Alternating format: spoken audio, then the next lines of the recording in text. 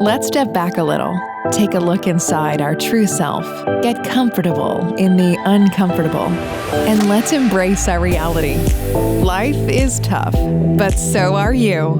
Welcome to the Choose Your Attitude podcast with Nicholas Strand. Join Nick, author of Loving Someone Who's Dying, as he shares his experiences of life loss to life on the road as a traveling roadie. He and his guests will get into real topics while encouraging you to let go of the past, lift up the present, and fiercely build your better tomorrow. Let's get through this together. Now, here's your host, Nick Strand. Hey, welcome to the Choose Your Attitude podcast, where we discuss real life stuff, learn to master the only aspects we can control in life, and use it as a tool to make today the best day of your life. Every morning we wake up with a choice to make. What attitude are you going to create your life with today? We chat with people of all walks of life, people sharing their own stories and tips of some of life's most difficult journey. There is no proper way to do this correctly, besides talking about it and walking through the process, no matter how difficult it may be. So let's train the elephant in the room together, but first, a word from our sponsors. Are you looking for some much needed motivation? Maybe a new way to feel inspired? We know that life is tough, but so are you. Finding that perfect shirt you've been dreaming of is a tough journey, but we have you covered. That's why we are here with Choose Your Attitude apparel. Wear it with confidence and remind yourself you're choosing a way to success. It is a constant reminder that you can share with others. Join the Choose Your Attitude community and share an attitude of style that others will want to be a part of. So get yours now at chooseyouratitude.com. Would you like to be a sponsor on the Choose Your Attitude podcast? Reach out to us at podcast@chooseyouratitude.com.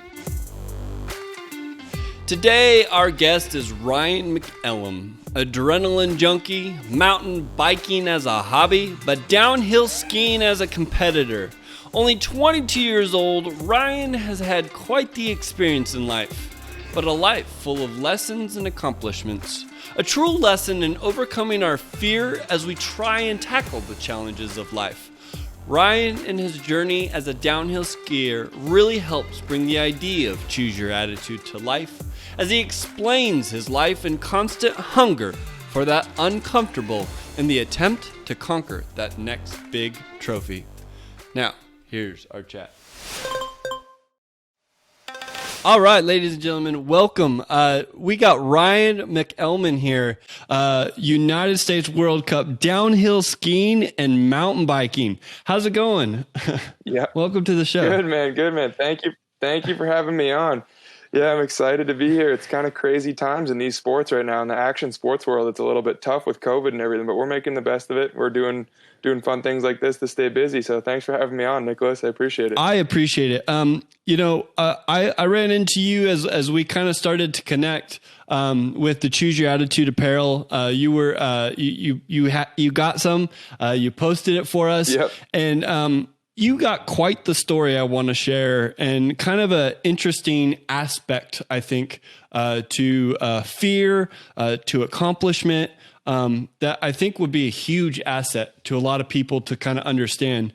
One of the first things I want to do is have you kind of discuss a little bit of this downhill skiing. I mean, from what I was seeing, it's like, you're going down, it says 80 miles an hour, 15 foot story jump, and you're going way up in the air, and somehow it's supposed to land and make it all look natural, and while you're in the air, do something crazy. Yep. So, what I do, I'm technically everyone's an alpine skier, I guess, because there's alpine skiers or Nordic skiers. Nordic skiers are like the cross country skiers and all that stuff. And then my specific discipline is called slope style. And that's when we go down, like you said, kind of go down real fast, basically as fast as we need to clear the jumps and everything. And it's basically skateboarding and gymnastics mixed in the skiing, if you can kind of imagine that. And then they put these handrails with rails you hold on to as you're walking down a stair set, They put these in the middle of the course, and they basically say, have at it. be creative, do what you can, and it's a judge sport. So that's the thing. It's based off of creativity, difficulty, like general presentation of what you're doing, just overall impression. And yeah, it's pretty fun. I don't know. I just got into it when I was a little kid with my dad, and I absolutely loved it. He just took me skiing, and I always just wanted to be airborne, whether it was off a little mogul on the side of the trail or something. My dad was always I was just following him, and he loved it. And I was basically just like a little brother chasing him around in a way. It was awesome. So was it simply skiing, and then you somehow found an accident that took you in the air? Or, as you said, like skateboarding, was it trying to find a little bit something more than what you could do from skateboarding? Or, what got you into, doing that crazy stuff from what we see as crazy? Yeah. So I don't know. When I would go skiing with my dad, like I said, he got into skiing really late in his life, and he just absolutely loved it. Like, ended up being one of his biggest passions. So he wanted to obviously introduce me to it so we could go do that together. And he absolutely loved just flying down the mountain. So I kind of just learned pretty quick that if I wanted to go ski, then I had to be able to keep up. And wherever he was going, I had to go chase him around. My mom and dad actually put me on skis when I was 2, pretty much before I could walk. And they would just push me, and that was that, and let me do my thing. And my dad would actually ski backwards and swing me back and forth with his ski poles so that I could learn. And I would have to look behind him and be like, oh. So it was kind of like learning skiing second nature at that point. I was more worried about making sure he wasn't hitting anyone, and my feet were just doing it naturally. So it became second nature at a really young age. And then as it progressed, I was always kind of just a little bit of an adrenaline junkie. Like, that's how I got into biking too. Basically the same exact thing as skiing. My mom and dad got me into it really young, and I just always wanted to keep up with my dad. So he was just, like I said, bigger, basically an older brother who pays for everything. That's what I called him when I was little. No, I love it. So, I love to see, taking, I don't want to downplay video games by no means, because we're obviously learning that video games are, a lot more than what they used to be now that they... Yeah, we all should have paid attention to our Call of Duty careers a little more. Exactly. But I mean, to bring it to life, you're out there doing this stuff, adrenaline. And as you go through it, all of a sudden you start competing. And I did see that you had a couple injuries that kind of set you back, and you got all the way to the Olympics. Is that true? So we got to the Olympic trials. So in the U.S., there's so much talent in all of the sports. Like, the talent pool for every sport is just absolutely amazing. Just so many resources, so many coaches and stuff. So it's really, really competitive once you get to that Olympic year. And in our sport, it works. The year that I was in it, there was 5 qualifiers, and you had to basically qualify for those qualifiers. And I was lucky enough to make it in that year and went through all those qualifiers. But I was pretty young. I was 17 or 18 years old going into that. And that was my first time really trying out and going through those trials.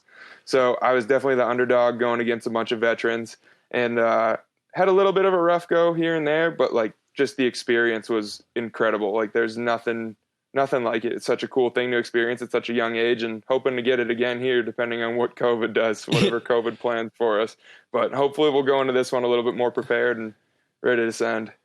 Are you basically practicing all year long, or is it kind of, Yeah, I'd say definitely practicing all year long. We need little bits and breaks here and there, and that's kind of why I resort to mountain biking, because it's a good cross-training thing. Keeps all those like quick twitch muscles firing, keeps the brain firing really fast.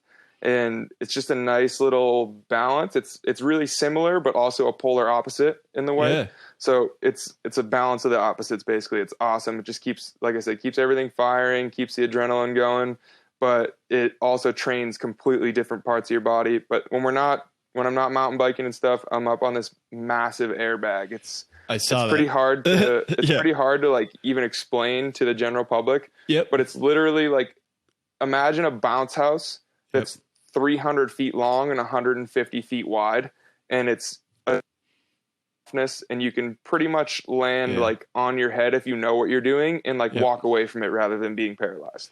So we spend all of our time learning the tricks on that because it minimalizes consequence. Doesn't get rid of it completely, but it minimalizes. When you're learning these things, like it gets to the point where if you mess up, like you're going to be seriously messed up. So anything that we can do to minimize that risk, keep our bodies in good shape, and just like live to ski another day. That's kind of what we do. So basically allowing you to put a little bit more focus on the trick as you go in the air, and work on the landing a little bit later. So as you work on that trick while you're in the air, you don't have to focus so quickly on the landing. And then eventually once you get that air stuff figured out, then all of a sudden you're trying to turn that back and hopefully land perfect on on that pad. And then eventually you get the courage to try it in the air and actually land on the snow, which is gotta be like concrete. Yeah. It's the snow we ski on. Luckily the groomers usually do a pretty good job for our competition, and there's a little bit of squish to it. Yeah. And that's the nice part about living in the West Coast. The snow's a little bit softer than where I grew up on the East Coast. Yeah. But yeah, snow's pretty firm. When you hit the ground the wrong way, it doesn't feel great. So we do our best to obviously try to land every time. That's a no-brainer. Yeah. But putting in those hours, practicing, getting air awareness is what we call it. Yeah. Any trampolinist, acrobat, any of that stuff, when you refer to just like being in air, they'll all know what air awareness means. And just trying to basically be as comfortable upside down 40 feet off the ground as you are standing on your feet. Yeah. Just like fully planted and normal. That's kind of just spatial awareness and air awareness, knowing what to do if things go wrong and what to do to hopefully keep things going perfectly right. So we just do a lot of practice with that. It's similar to what a lot of other athletes do, and like military and stuff, like getting in, you always want to put yourself in that uncomfortable situation so that you know what to do when that uncomfortable situation, basically. Learning to be comfortable in the uncomfortable. Yep, exactly. I love it. Exactly. It's, I see the parallel with life. And as you said, landing can, if not done right, without that pad, can hurt. You did have an injury and ACL that you had to do surgery on. Can you explain a little bit about that injury and how that kind of set you back in your your goals to try to get to the Olympics and get to a higher podium? So when I was 15, I was up in my first big competition in Whistler up in British Columbia. I'd say that was my first like really big competition, going against like a bunch of pros that I'd look up to forever. And the second day of this, there was gnarly up there, like really crazy. Second day of practice, I just went into the last jump in the course, went off the jump, had hit it 5 times before that, like perfectly fine, whatever. Went in the next run and was midair and just like looked down at the ground to get my spot points to see where I was at. And there was just this like gale force wind that rolled through, and literally I couldn't see anything except blowing snow. And I just saw the landing disappearing. Like there's lines on the landings, and like usually you want to stay within those lines. If you land at the first line, it was probably a little small. If you land at the fourth line, it was probably a little bit big. And like that's kind of the general gist of it. And I was literally like 50, 60 feet past the last line. Like just because of this gale force wind. Like we're wearing big baggy clothes. We're basically parachutes. Yeah. I was already going to look the third or fourth line, and this wind came and just took me. And like I've never had a moment where I've literally looked down and been like, I'm going to die. But that was a moment where I was in the air at the level of the chairlift, like looking at my friends on the chairlift, looking down at the ground, gale force wind, snow ripping. Like I looked down and I remember thinking like, I might die. Like that's how crazy it was. And like I said, I was 15 years old, hit the ground, bounce, roll, knee myself in the face, like launch like 30 feet, somehow was like pretty much okay. Like got up and was like, oh, my knee hurts pretty bad, but like, I think I'm all right. Yeah. So that one was actually ended up being a little bit worse than just like getting up and being okay. Fractured my tibial plateau, bone bruised my femur, and strained my ACL in that knee. So that was it was just, and then the next year, actually, I came back, was at a stupid little competition, not nearly as cool of a story. Had a real basic mistake and just felt my knee pop. And that was the full ACL. And that was like the worst. That was same thing. Like I did it. It was such a stupid injury. Like basically, everyone's like, oh, you can get hurt stepping off the sidewalk. Like that's basically how simple this mistake was. Yeah. And felt my knee pop and was like, oh, that hurts. Like sat there for a minute and then got up and just put my skis on and skied down to the lodge. Cause I was like, like I think I'm all right. Like the burning went away, everything was away. So I was just trying to convince myself at that point that the pop was just scar tissue or something. So, but that ended up being a fully torn ACL, and that was brutal. At 16 years old, like 15 and 16 years old, to have back-to-back like season-ending injuries. Oh, geez. Those are kind of your last 2 years of being like a fearless, Rubbermaid little kid at that point. And then once 17, 18 comes around, you're a little bit bigger. You're a little bit farther through like puberty and maturing.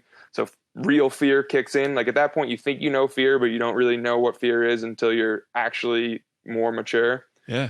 And that was definitely tough. But I think in the end, I became stronger out of it. I learned a lot through it. All my sponsors and everything, luckily, stuck by my side and supported me. My parents, everyone. It was a really great, like a really unfortunate thing to happen, but I think in the end it worked out for the better. Like obviously things never happened. Who knows where I'd be right now, but I learned a lot. I wouldn't want to change anything now. Learned a lot, went through it, came back stronger, and kind of just got right back on the grind after that. And obviously the whole shebang, PT, rehab, all that stuff, but no one wants to hear about that stuff. It was just learned a lot and came out of it stronger and better the next season, and actually had a pretty good season the next year. And then the year after that was the Olympic trials and stuff. So it was pretty sick. It was not the worst timing. Like it wasn't an Olympic year and none of that. So learned a lot, and I'm pretty grateful for how easy everything was, regardless of the tragedy. So, here's a story of, this little kid going down a hill with his dad, exploring the simpleness of skiing, and taking it to a whole nother level to, those in the audience, or even me as I watch your videos, even with that, the pad that you land on, and then having these injuries, as a person, like you said, with that, trying to learn how to feel uncomfortable, but be confident in that uncomfortable. How have you noticed any of your, I'm not saying kids to go be a downhill skier or an intense mountain biker, but have you seen any realizations or things that you have learned in overcoming those challenges to try to do that big trick, to try to overcome that fear, or even with these injuries, overcoming that and keeping that hunger going? As with an injury like that, it's not like tomorrow you get to go back on. So it's a whole mental game. But with that compared to life, now being 22 years old now. Yep. Just turned 22. How have you connected at all some of those lessons to life itself and some of the things you've experienced as a human outside of that adrenaline sport? I think one of the biggest things that I've always found myself repeating to people when they ask these like questions of how do you do this crazy stuff or any of that, or what have you learned from it? One thing that I've always found myself saying, even from the time I was like 12 years old, is being able to distinguish the difference between fear and nerves.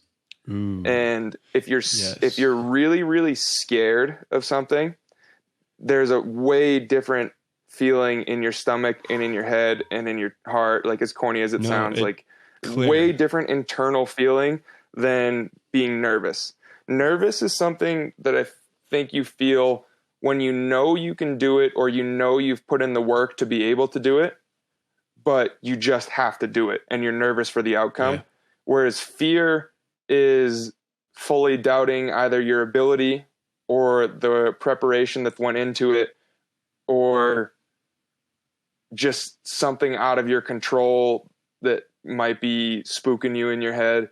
I think being able to distinguish that difference on the spot is something that is, I guess, calculated crazy is what my family or my mom's always called it. When people ask her, they're like, how do you let Ryan do this stuff? And she's like, oh, he's calculated crazy. Like, he's crazy, but like, he's pretty calculated. He doesn't just like go send himself off a building. Like, he does the math in his head first, you know? Yeah. But I think being able to distinguish that difference has been something that I've kind of applied across my whole life, whatever it is, whether it's going into a test or going into a tryout for a different sport. Like I used to play hockey stuff, or going for a run, going into a hard workout, going in for a job application, like pretty much anything. I think you can always distinguish nerves from fear, and nerves are really good. I've found that being nervous and having those butterflies are great because your body goes into kind of a hyper focus, like a little bit of a flow state. Like once you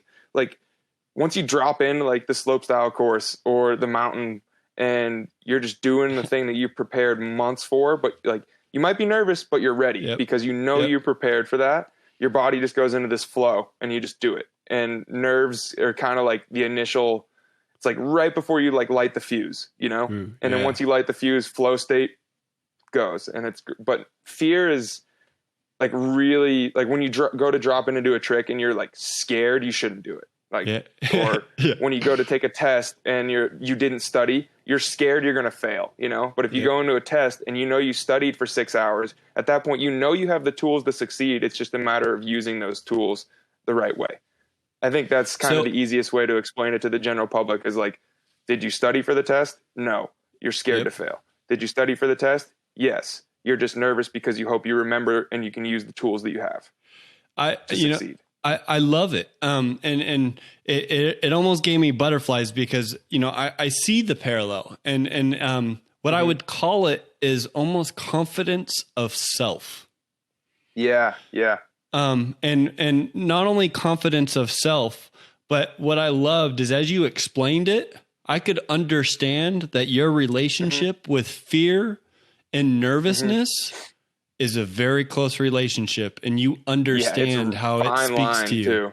Yeah.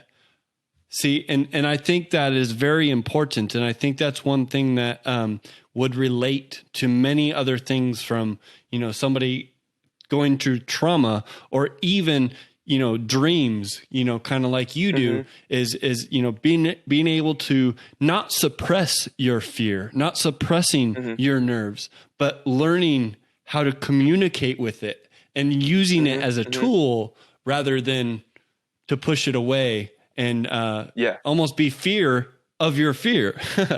Yeah, I totally agree. And fear isn't a bad thing either. That's not what I'm saying. Whereas like you should always feel nervous. You should never be afraid. Like if you're afraid, don't do it. Like there's certain times where pushing through that fear is a good thing, you know? Yeah. Like sometimes when you're in the practice phase of whatever, the journey, I guess, learning a new trick. Like the first time I go to do it, even though it's onto that airbag or whatever, I'm still scared. Like I know there's still fear. It's not like we're never scared. And I'm just saying I only get butterflies and I'm never like, oh my God, I hope this doesn't go wrong. Cause no one's that mentally headstrong, you know, but there's definitely that fine line of knowing the difference between like really, really scared and negative fear and negative thoughts. And that, just that little bit of like, okay, I'm going to take this risk. Like, let's do it.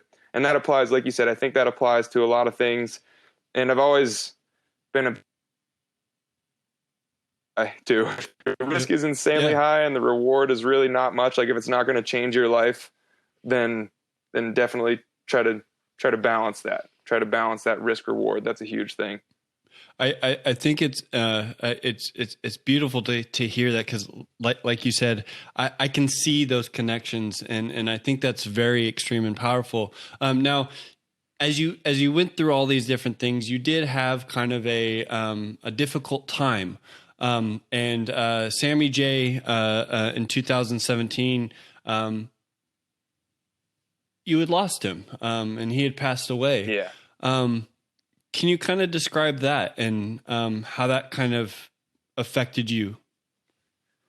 Yeah, man, that was a heavy one. That was probably, I think to this day, one of the most pivotal moments, I'd say, if I had to put it, I'm trying to figure it. I guess that's probably the best way to put it. Probably the most pivotal moment in my young life.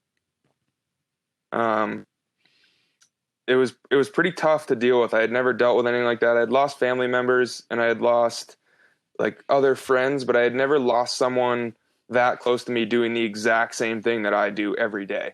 It was really different to have like one of my best friends pass away doing the thing that we all loved the most, because it could have just been any of us. Like, it was such a freak accident that that was pretty hard pill to, especially because he was so talented. So for the people that don't know that are listening, Sammy J is who we're referring to, and his name was Sam Jackenthal. And he was one of the most talented skiers, rollerbladers, all-around athletes, and just like pure, like genuine ray of light that like just rained down on this world. Like, you met this kid, you smiled. There was, in my mind, anyone that met this kid, you were going to smile. And the even harder thing was, this was the year I was injured. So I wasn't even on the trip where he passed away. Usually we were on every trip together, like traveling all over the world, practicing with each other, skiing with each other. And he was like a little brother to our whole group. He was just that like fun, crazy little brother. And I was sitting at home rehabbing my knee from ACL surgery.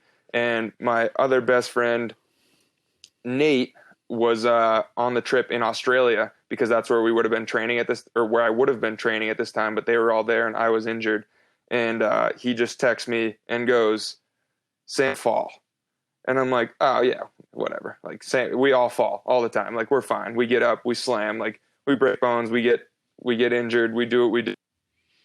Home injured, you know? I'm like, whatever, he'll be fine. I'm expecting him to say like, "Oh, he blew his knee," or like, "Oh, he has something bad." But then he goes, "It's bad." And he had never texted me anything like that in my life. Like, there's been a bunch of people that fell, and he was going off a rock doing a little trick that we all do on the daily. And he just wanted to go a little bit bigger and a little bit farther than everyone else, because that's how Sam was. He was just a savage. And that's why we all loved him so much. And the rock caught his edge a tiny bit right as he went off. And he just fly swatted. Basically, like, imagine a mousetrap, like, closing. Oh, geez. Yeah. That is basically what he did. Like, he was flying through the air, and then his skis landed sideways, and he like became like a mousetrap essentially, and took a really violent fall, and got a traumatic brain injury, damaged his brain stem, and passed away a few weeks later in Australia while I was home. Like I said, all my friends were on this trip with him, and his parents flew out there and everything. And so I was back in Park City basically with like the few other stragglers that were back home because of like not being able to go to Australia or just whatever. So we were so separated from it, which made it even harder. But like I said, Sam was kind of a ray of sunshine on everyone's life. And we all just turned it into a really positive thing after the obvious grieving process. We didn't want to do it too quick and make it seem like we were just brushing it off our shoulders. But we had an amazing celebration of life for him at the water ramps at that Olympic Park up in Utah. And all the ski jumpers were launching. They were playing Katy Perry and Taylor Swift and like fireworks, the whole shebang. Everyone climbed up onto the ramps afterwards, fully clothed, and went over and did a bunch of tricks and flips and everything fully clothed into the pool just to celebrate him. And it ended with this huge smile. And from that point on, I think that set the tone for how everyone wanted to remember Sam. No one wanted to remember Sam as crying, sad, oh my God, like tragedy. We remembered it as like, Sam was a badass. Sam was crazy. Yeah. Let's do everything we can to remember this kid. And now we have a guardian angel on our shoulders. So whenever you don't want to do something, just think, what would Sammy J do? And we actually made up, not we, his family and his closest friends made up a saying called "just Jack and Thaw it," because that was his last name. So whenever anyone's scared, you're like, "Oh, just Jack and Thaw it." And that was a pretty crazy experience going through it, but similar, obviously completely different scale to my knee injuries, but similar tragedy to where the outcome of it was really positive, and everyone in the whole community, the whole ski team, pretty much everyone in the whole town, whole country that knew Sam just really used it as like, all right, let's spread a little bit of extra happiness and positivity for Sam because he's not here and he can't do it himself. So let's all do it as a community. And that was pretty amazing to witness and to go through. And it was life-changing. We don't waste a single moment of our lives anymore after Sammy J. We didn't before, but we really don't now. It's life as you know, going through that, it's short. And I'm not in a sport like this. So as I ask this question and talk through this, I'm only talking from the outside approach, but I could only imagine how, here's this thing happening, you're hurt and you're supposed to be there. That's tough. But then at the same time too, you have the weight of now experiencing what that fear would equate to. How does that ever connect? How do you ever, get through that? And, cause obviously, life is short and, if we wait and we listen too much to the fear, we're not able to get to the titles like you have and do those different things. How did you kind of get through that mentally? So basically, are you asking like getting past the fear of one of our closest friends dying, doing exactly what we love? Basically the kind of the possibility that could be us, that type of thing. Yeah. There's a whole construct of your friend passing, but then at the same time, that fear that your family has, that your friends have that aren't in the sport as well, that see that around. And then even you yourself, you don't see an extreme accident like that. And so you become a little bit more, I don't want to use the word fearless because as you said, it's not that you don't have fear, but now that comes in, it's almost like I could see a step back because you now have an injury from it. And then at the same time, you lose a friend from it. The complex. I think it's just that. I totally understand what you're saying. I think it's just being in the action sports and adrenaline sports world. I think it takes a little bit of a special mindset in a way to even want to get into it because it's like adrenaline is kind of the purest drug you can get in a way. I guess that's pretty much the only thing. I mean, you hear about action sports people dying monthly, it just some of the biggest legends in our sports have died just realistically trying to go for that next dose of like, what's next. And I think that craving to just always do the next craziest thing or to learn that next trick, to get that next like dopamine rush of landing that trick you've been dreaming of your whole life, I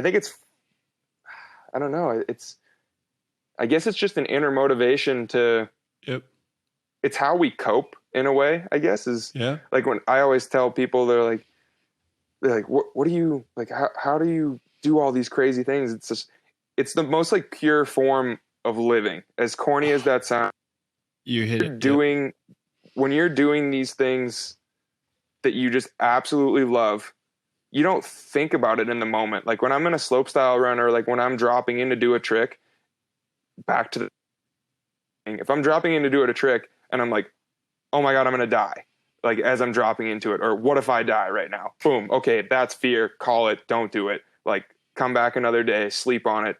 But if when you're dropping in to do a trick, dropping in for a mountain bike racing run or anything, it's literally the most pure, blissful form of being in the moment that you can possibly imagine. And I hate sounding so corny about this, but it really is just, there's nothing like it. There's absolutely nothing like when it's all on the line.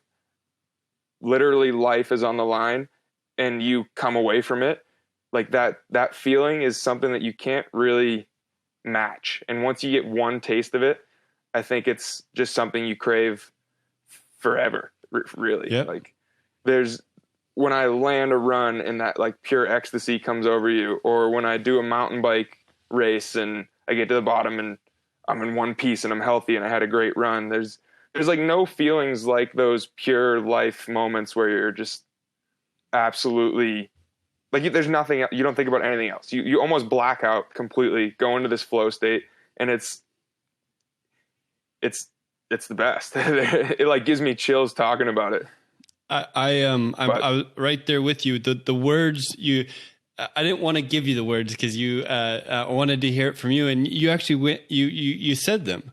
In my head, what I was hearing is living in the present, and not saying you have to go be an adrenaline junkie to live in the present, but I think this is a great extreme example of how sometimes when life is threatened, we do a better job of living.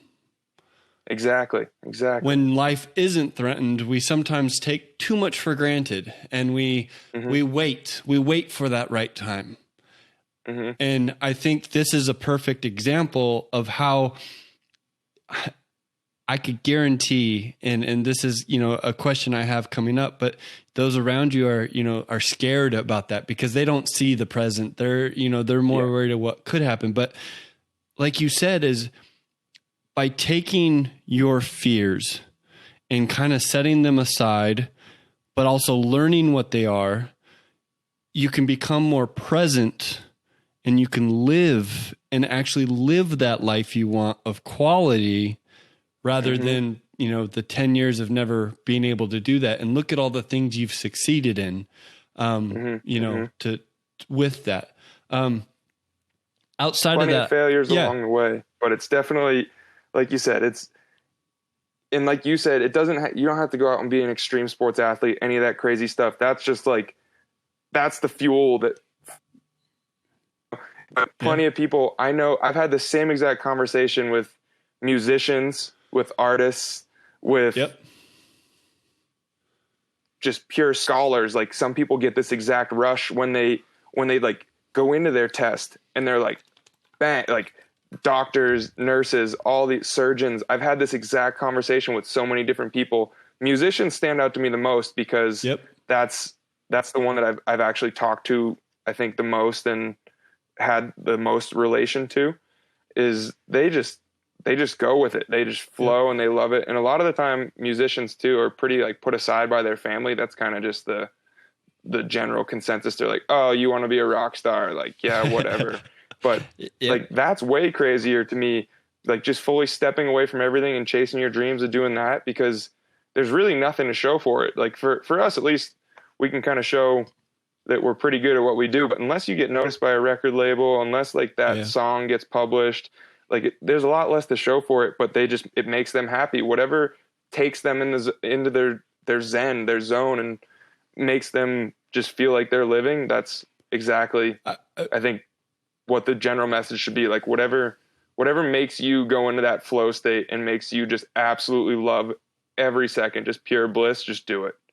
Even if you only have a little bit every day to do it. It's a deeper core of happiness as opposed to a happiness on the surface and a sadness inside from suppressing that. You mentioned family, and I've kind of gone around that, and I actually do want to get into that now. Have you, without throwing anybody under the bus, but with family and friends around you, have you dealt with doubt? And you could almost use yourself as a person as well. But like you said, sometimes when you use these as a tool that your happiness is, and you go in that, when somebody doesn't see that core heart speak as clear as it is to you when you're on top of the hill, it's not clear to most of the others.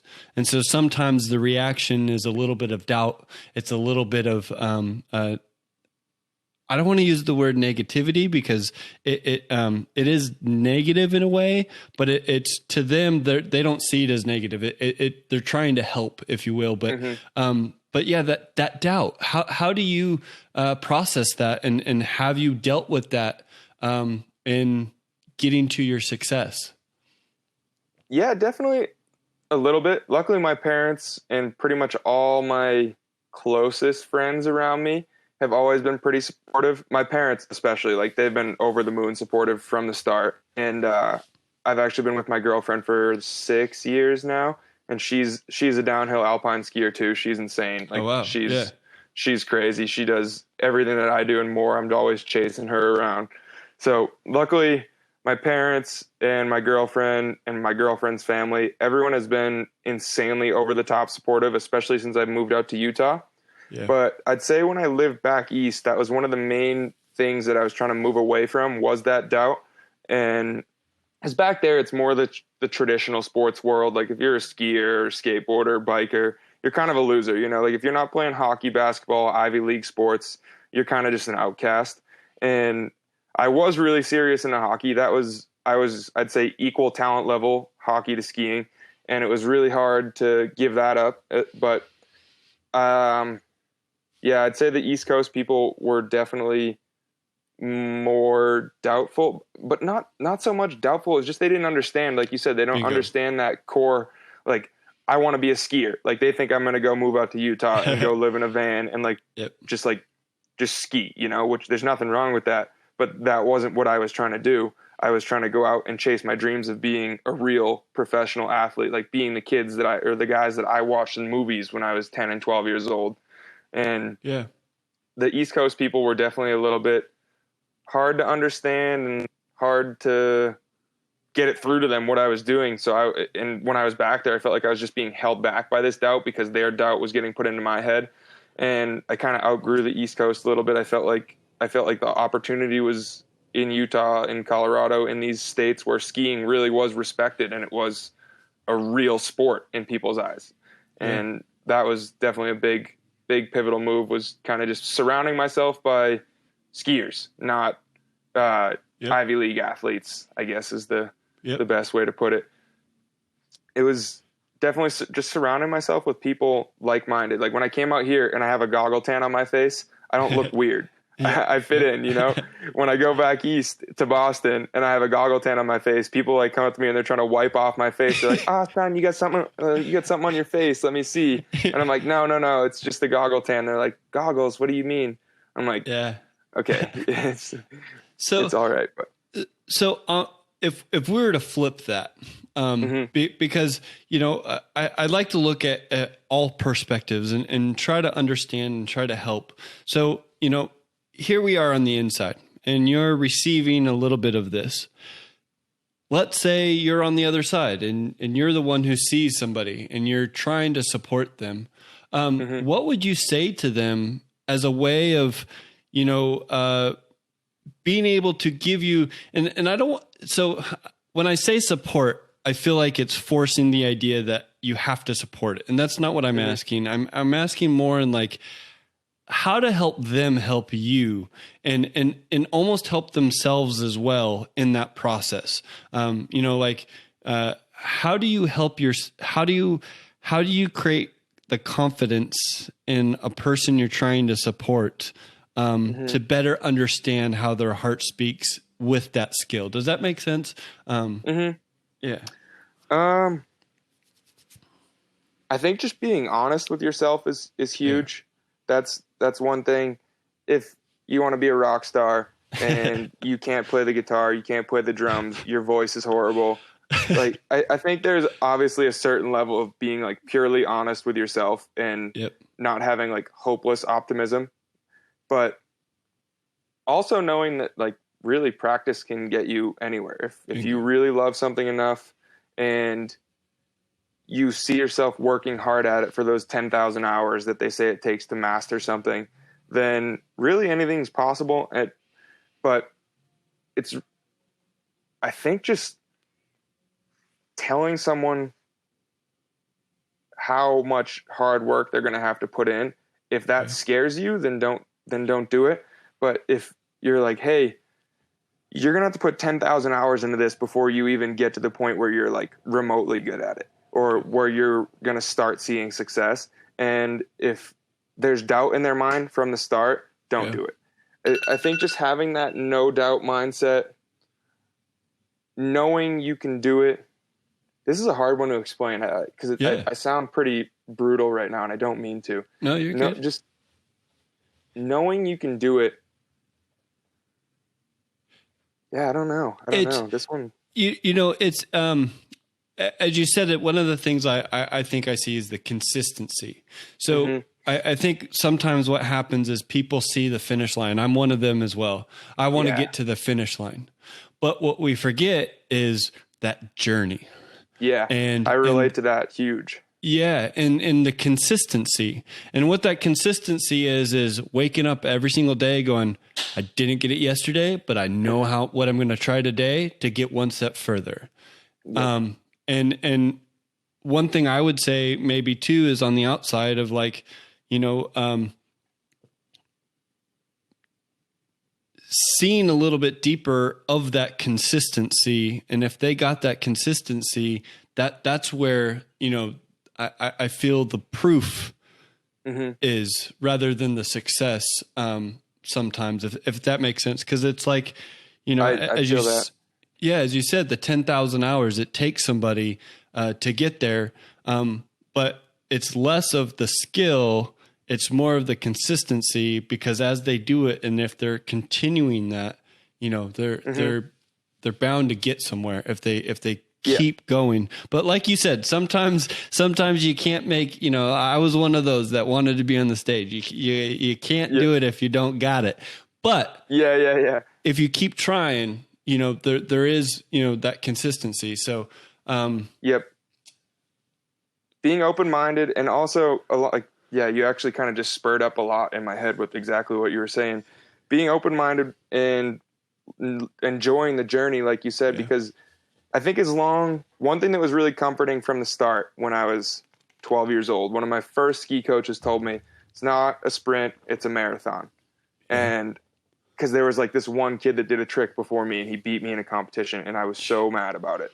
But I was like, I can do that. Like, why don't you let me do that? Like, I could have beat him. He's like, it's a marathon, not a sprint. He's like, you could do that, but you're going to skip the 5 steps it takes to get there. And then when you go to take that next step, you're going to be screwed. And I'm like, oh, okay.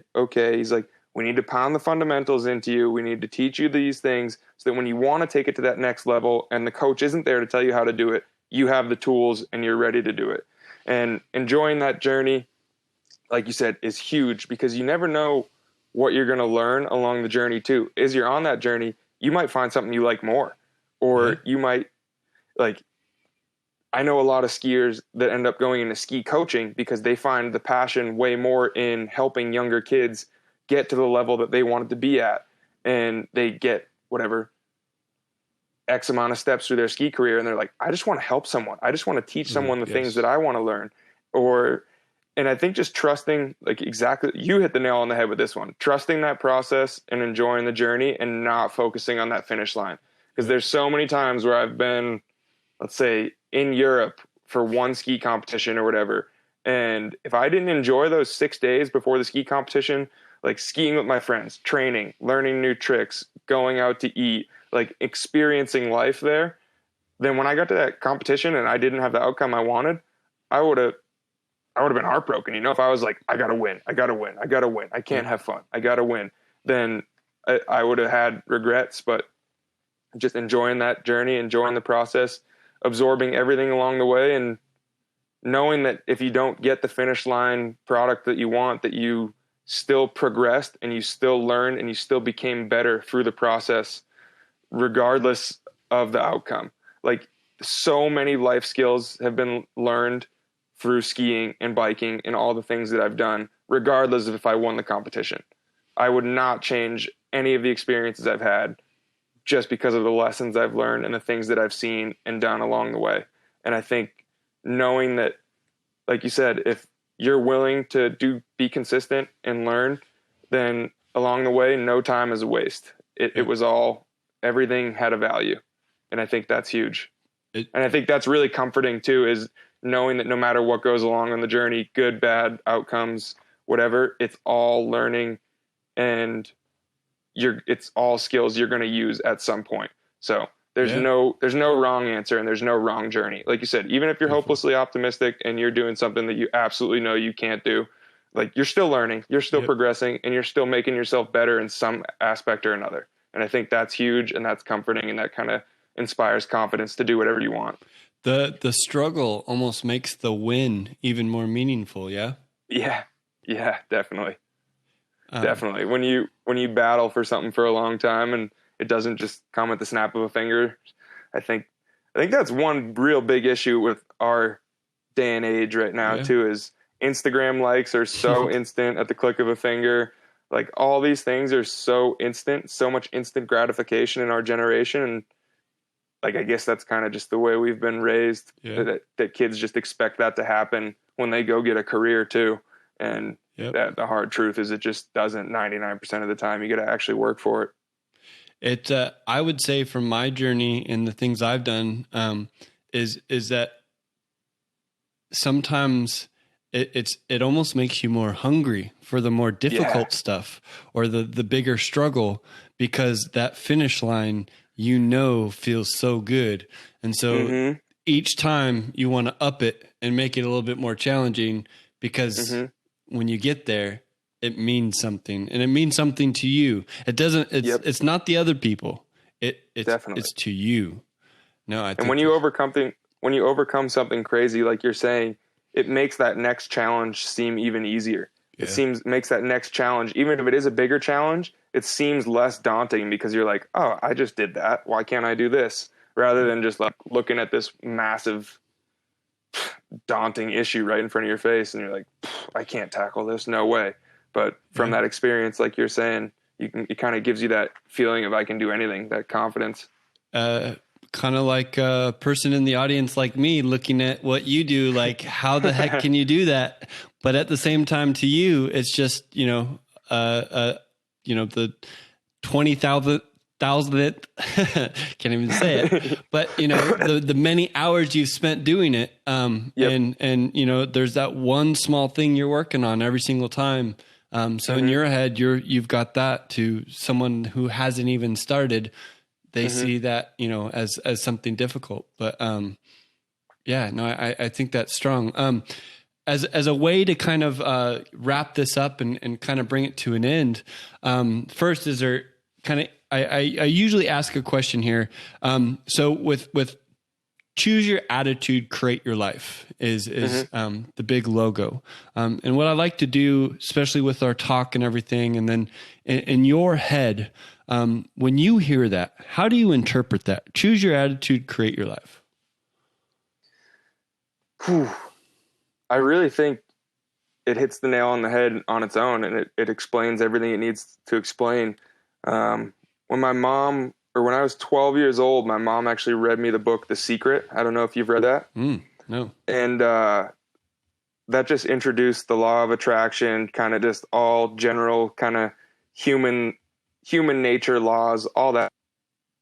And from that point on, I've really believed that whatever you think you can create, like whatever you believe, whatever you really, really believe, it'll happen if you really want it to happen. And that choose your attitude statement definitely resonated with me pretty hard, because it really is like, if you wake up and you think today's going to suck, then today's going to suck. Like, there's no two ways around it. If you wake up and you have a horrible day ahead of you, but you wake up, roll out of bed, you're like, I'm going to kick today in the ass. Like, I'm going to take today down, no problem. Then just like that simple little like statement in the morning in your head to start that day, you're going to crush it compared to obviously the negative. So I think choosing your attitude, believing in yourself, knowing the difference between fear and nerves, and just going out and doing what you want, whatever makes you happy, whatever brings you that like pure living moment, just as corny as it sounds, all that stuff. If you just, like, everyone has bad days. I'm not saying go out and every day is a great day, but you can make your bad days better by putting on a smile or doing something nice for someone, or whatever. I mean, when I wore the shirt in the photo that I posted, it was in the Zion Narrows. When I wore that shirt that day, we were the first one in the Narrows. Oh, wow. And on the way out, there was probably 1,500 people walking up, and I've never gotten more compliments on a shirt in my life. It was crazy. The amount, because everyone is at Zion for the same reason, which is really cool.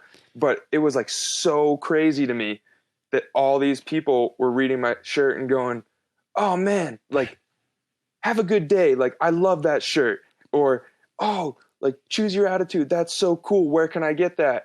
And I love everyone was there for the same reason. Everyone was there to get an escape from their COVID life, get an escape from their quarantine or whatever. And like, everyone was in the Narrows that day to see something beautiful, have a good time, spend family time, like all these like very positive things. Like no one was like, "Okay, I'm going to go to Zion Narrows today, have a crappy day, complain about it and be mad." Like, everyone was like, everyone woke up to go to the Zion Narrows to see something life-changing, have a lot of fun, and they chose their attitude that day to have a good day.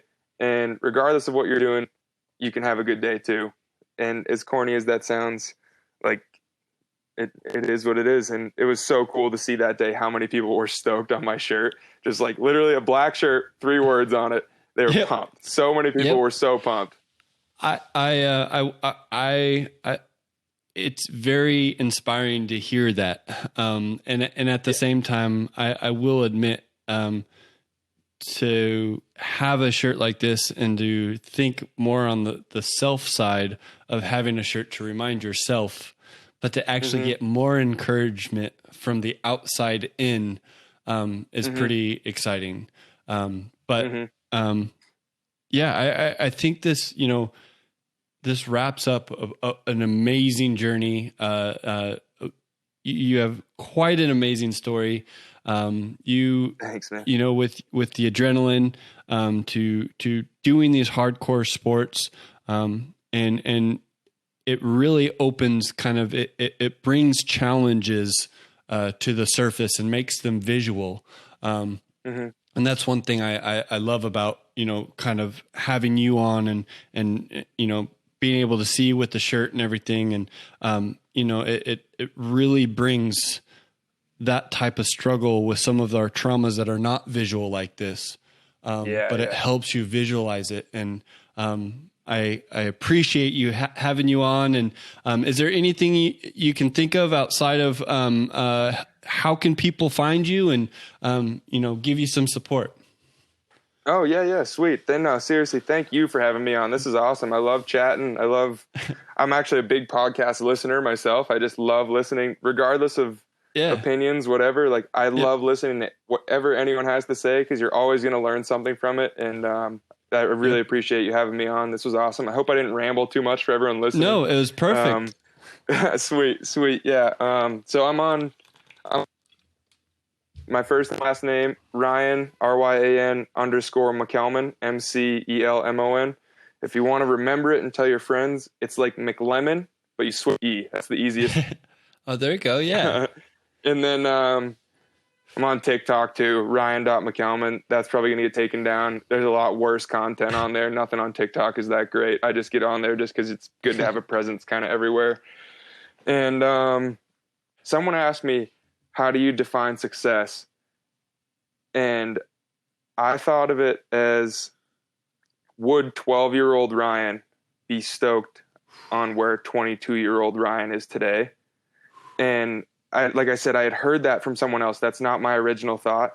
But when someone said, I read that in someone's Instagram caption or something, and I was like, oh my God, like that hits home completely. Yeah. And I think that regardless of where you are, successes, middle of your journey, end of your journey, retired, whatever, I think that statement, if you just remind yourself every morning when you wake up, like, would 10 or 12-year-old you be happy of current version of you? That's like one of the, that statement alone has completely, like, I know for a fact, like, it's made me do things that I wouldn't before, because I'm like, okay, like 12-year-old Ryan would want you to do this. So just do it. Like, don't be a baby. So that statement was pretty cool to me. I I always love that one. No matter where you are, success is not like successful, homeless on the street, whatever. If you're 12 hooked on you, then you're crushing it. You're doing well. Sometimes the adult life takes away from the child in us. But as simple as that statement is, it still is extremely strong. And I had a discussion the other day about legacy. And, if you were to die tomorrow, the life that you've lived, is that something, that you feel? And I think that resonates with that, is the 12-year-old you, would they be happy with who you are now? Absolutely. And again, it's that self-strength in yourself. Absolutely. That's awesome. It's huge. That statement's whenever I'm feeling down in the dumps too, I always think of that statement and it always cheers me up. That's always a good one. No, that's great. It's true too. 'Cause it here we are in our adult life and there's so many things that stresses us out. And I remember being a kid being like, I just want to be an adult. Yep. And now we're an adult and it's like trying to take all those things and put them aside. Just thinking of it is like, as we grow, we learn more, we see more, and those become fears. And, definitely, and so that's huge. And you could almost relate that to like your with Sammy J or your injury and stuff like Absolutely. that. Thank you for listening. To reach out to Nick and the Choose Your Attitude community, find us on social media at Choose Attitude Create Life. Share your attitude with the world with merch guaranteed to encourage at ChooseYourAttitude.com. Be sure to share us with friends, family, and colleagues. And while you're at it, leave us an uplifting review. We'd very much appreciate it. Check back for new episodes. Until next time, choose your attitude, create your life.